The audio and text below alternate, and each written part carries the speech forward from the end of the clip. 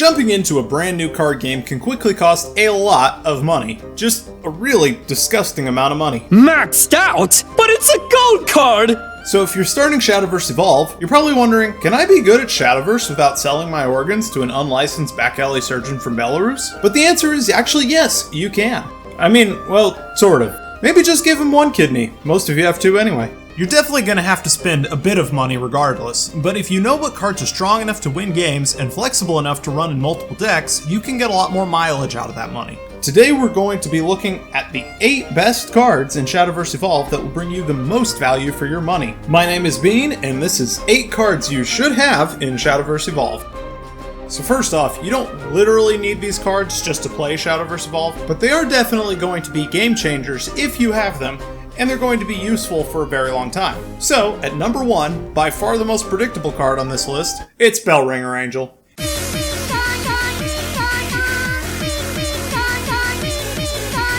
You can run from it, you can try to fight it, but eventually the ding-dong comes for us all. Ding-dong, ding-dong! You really want to make sure that you're the one doing the dinging and not the one being donged. This is probably the most value you can actually get from a Shadowverse card right now. You can run her in absolutely any deck. Like, seriously. This will slot into any deck list that exists. And it will make that deck play more smoothly as a result. Bellringer is a 1-cost 0/2 with Ward, meaning while this card is on the field, you can prevent your opponent's followers from attacking you directly. By itself, that's pretty good. You can drop this at any point in the game and immediately slow pressure from your opponent. Turn 1, turn 5, you'll probably even clutch a game with it on turn 10 at some point. If you play digital, you know how often games are decided by 1 or 2 points of damage. And on top of that, she's gonna draw a card when she dies. So now, not only have you made the hurt stop for a moment, you've also started shifting the game momentum in your favor. But wait, that's not everything. If you evolve this card, it's still gonna be a 0/2, which, yeah. But you're gonna deal 2 damage to any enemy target, and she's class neutral, meaning she will always be playable for you. Literally value for days. Now this card is probably going to cost a little bit of money, because literally everyone is going to want it, but you only need 3 of them for your whole collection, and you're going to use her for a very, very long time. So Japan is over a year ahead of us on this game, and she's still legal. I mean, like, she's still tournament legal. We probably shouldn't loot Bellringer Angel. But we can actually look into the future, this future land called Japan, and see that she's still allowed to be played, and still being played. So if you pick up a set of these, you're looking at 1.5, maybe 2 years of use in every class you play. Maybe longer.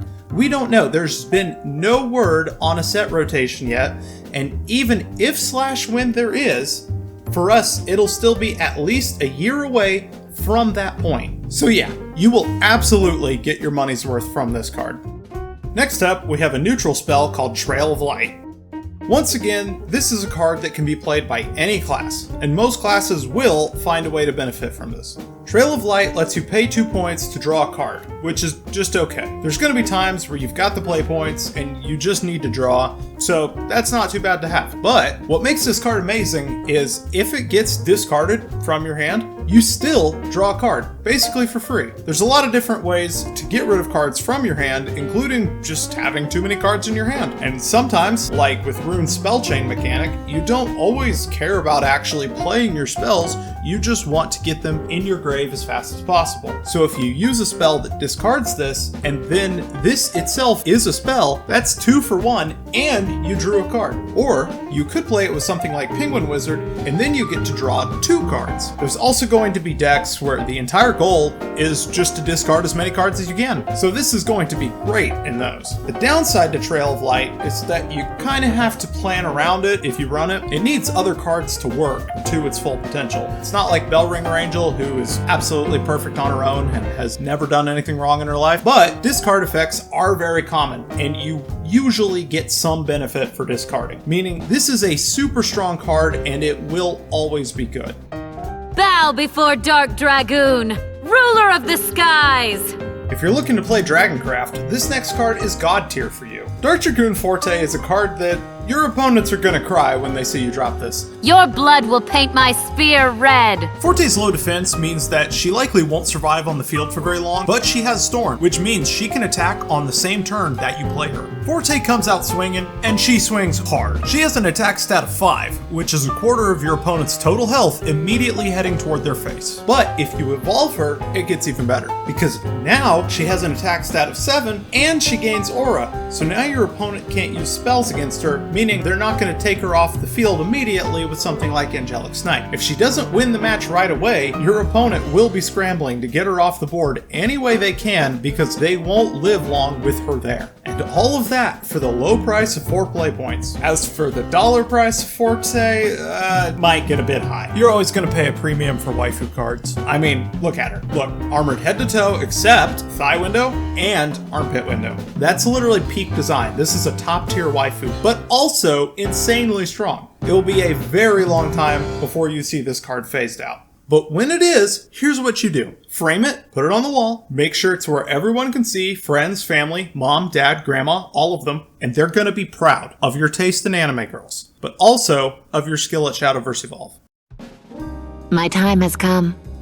My next pick is Merlin for Runecraft. And not just because she has a big hat when she evolves, although, I mean, look at this thing. It's fantastic. What makes Merlin so strong, though, is that when she comes into play, you get to search through your deck and take out any spell, then add it to your hand. Hypothetical, let's say you need Dimension Shift to win, and it is the exact bottom card of your deck. You lost this game the moment you finish shuffling, but Merlin is gonna come save you from your own failure. She's gonna find that D-Shift for you. But then, let's say you're still 1 damage off. You couldn't finish it. Well, now you can evolve Merlin, and when you do, she's going to be able to look in your graveyard, pull out a spell that costs 3 or less, and play it for free. You are getting so much from this one card. The only drawback of this card is that she's not as cute as Daria. Whoa, kiddo!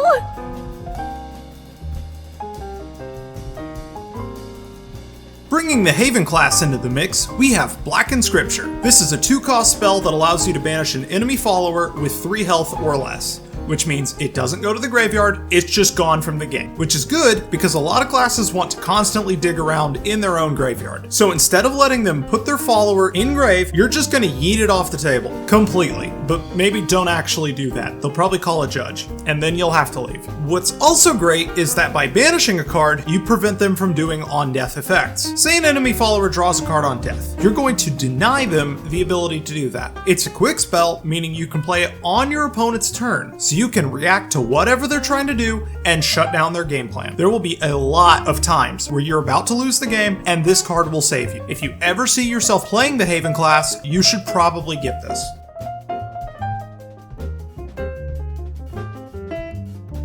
Coming in for Abysscraft, we have the Crazed Executioner. This card is a little more niche than the others so far, but its effect is incredibly powerful if you know when to use it. Crazed Executioner is a 3/3 for 3 that doesn't gain any stats when you evolve it. However, what it does do on evolve can be much, much better. You're going to deal 2 damage to your own leader, which, if you play Abyss or Blood in Digital, you know that that can actually be a good thing. But then, you're going to take all the cards in your opponent's hand, you're gonna dig out whatever card you don't want them to have, and you're gonna discard it in their discard pile. Don't walk off with their card. We're not Yu-Gi-Oh players. And this can be insane because let's say you're playing against Rune, そんなに私に遊んでほしいのですか? and you know they've got a D-Shift in hand, it's coming next turn, the instant you pass turn, you're done. But now, you evolve Crazed Executioner, you look at their hand, you know it's there, you take that D-Shift away, now it's a totally different game. This is a must-have for any Abyss players, especially early on.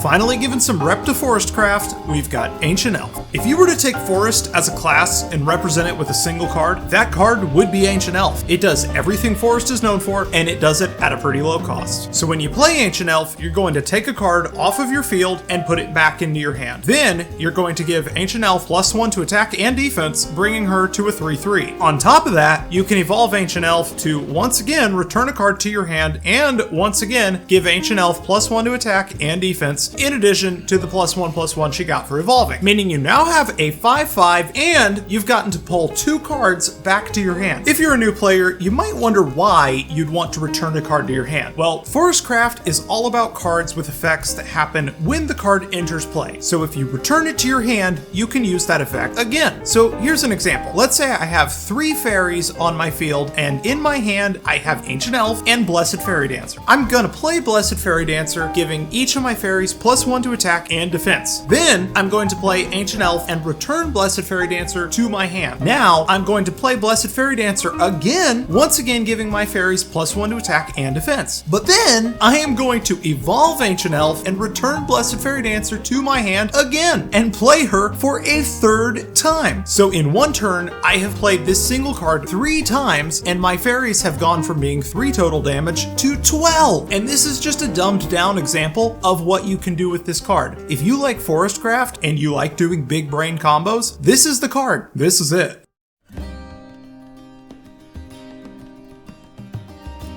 And closing out our list for Swordcraft, it's Maid Leader. This is a 1-cost card that has a single effect, which is that when you evolve it, you get to look inside your deck for another follower with an evolve effect. And also the maids are just cute.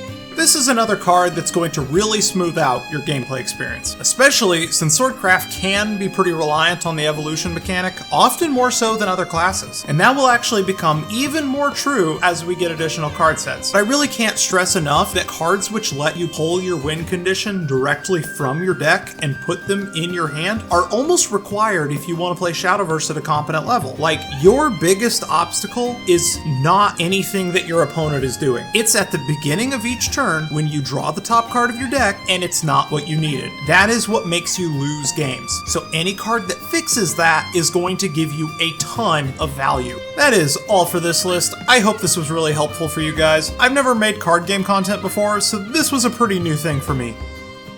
If you enjoyed it, please let me know by hitting that subscribe button, and I will see you next time. See ya! Get blasted, loser!